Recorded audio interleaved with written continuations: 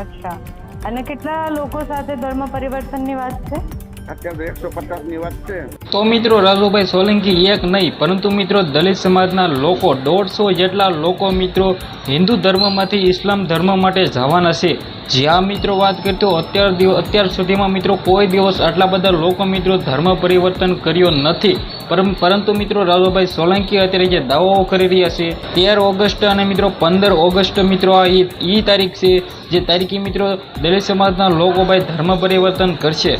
જે આ મિત્રો વાત કરીએ તો તેને ન્યાય નહીં મળે, રાજુભાઈ સોલંકીને ન્યાય નહીં મળે. જે ન્યાય વિશે વાત કરીએ તો મિત્રો રાજુભાઈ સોલંકી છે તેના દીકરાભાઈ સંજયભાઈ સોલંકીને મારવામાં આવ્યો હતો. ત્યારે જે હથિયારો દેખાડવામાં આવ્યા, ત્યારે જે મિત્રો વાત કરીએ તો વિડીયો બનાવવામાં આવ્યો તે હજુ સુધી ડિલીટ કરવામાં આવ્યો નથી. તે માટે મિત્રો રાજુભાઈ સોલંકી 13 તારીખે રેલી કાઢશે. જે રેલી મિત્રો ગાંધીનગર ખાતે જશે અને ભાઈ જે રેલીમાં મિત્રો વાત કરીએ તો તેને ન્યાય નહીં મળે તો 15 તારીખે 150 જેટલા લોકો મિત્રો હિન્દુ ધર્મમાંથી ઇસ્લામ ધર્મમાં જવાના છે.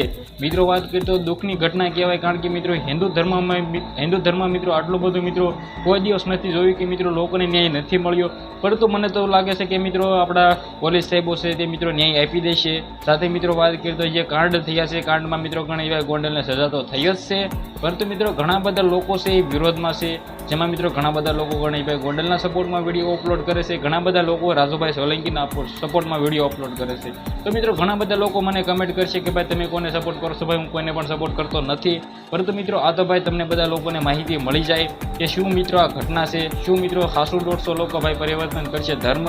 તો ભાઈ મને તો નથી લાગતું કે કરશે, પરંતુ મિત્રો તેને ન્યાય મળી જવો જોઈએ. તમારા આના વિશે શું કહેવું છે? વિડીયોને ખાસ કરીને શેર કરવાનું ભૂલતા નહીં. આ વિડીયો વિશે તમારે શું કહેવું છે તમારી કમેન્ટમાં રાઈ દો.